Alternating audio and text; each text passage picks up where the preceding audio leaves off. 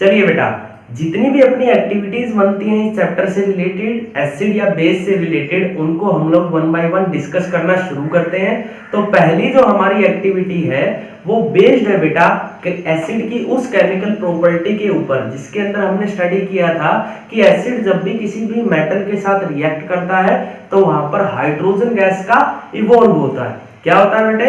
Hydrogen gas वहां पे evolve होती है। तो यहाँ पर आप देख पा रहे होंगे मैंने एक अपरेटस आप लोगों के लिए सेट किया है। आपको सबसे पहले मटेरियल रिक्वायर्ड के अंदर लिखना क्या क्या है।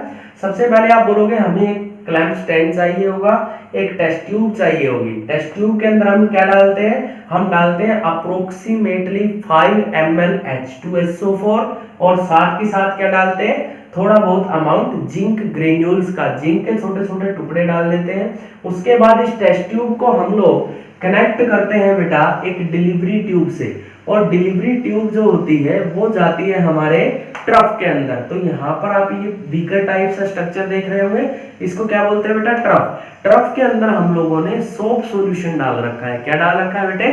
Soap solution. तो देखिएगा किस तरीके से प्रोसीजर में क्या लिखोगे बेटा?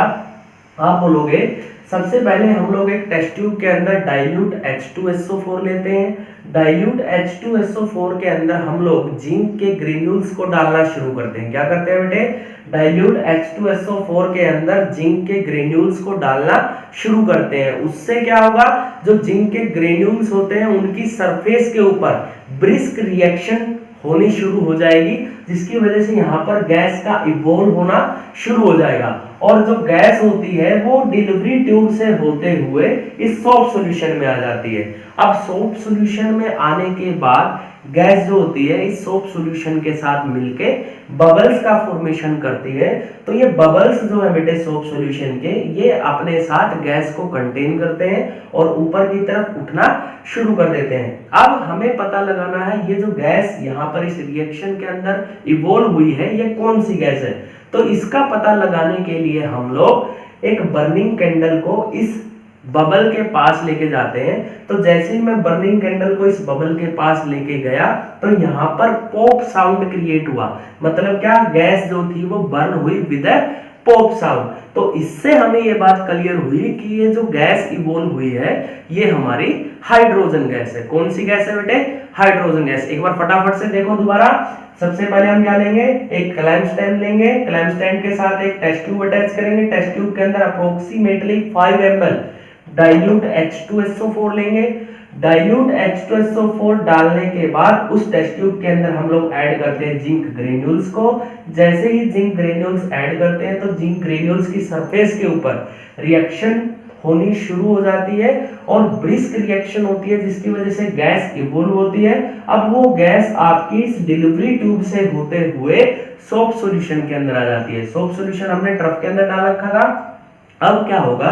ये जो गैस हमारी आई है ये सोप सॉल्यूशन के साथ मिक्स होकर के बबल का फॉर्मेशन करती है, और बबल्स जो होते हैं ये ऊपर उठना शुरू कर देते हैं लाइट वेट की वजह से। अब हमें पता लगाना है ये कौन सी गैस है।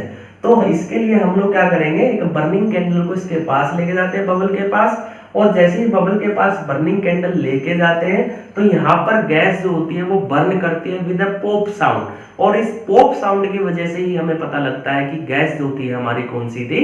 Hydrogen gas. तो यहाँ पर अगर केमिकल रिएक्शन की बात करूं, जिंक जब रिएक्ट करेगा H2SO4 के साथ, H2SO4 भी डाइल्यूट वाला, यानी कि एसिड का अमाउंट कम है और वाटर का अमाउंट ज्यादा।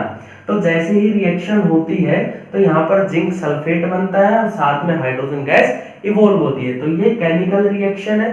तो आप लोगों को किस तरीके से लिखना है? एम लिखोगे, मटेरियल रिक्वायर्ड लिखोगे, उसके बाद प्रोसीजर क्या होगा, उसके बाद आपने ऑब्जर्वेशन क्या देखी, और लास्ट में आप लोगों को केमिकल रिएक्शन और रिजल्ट लिख के आना।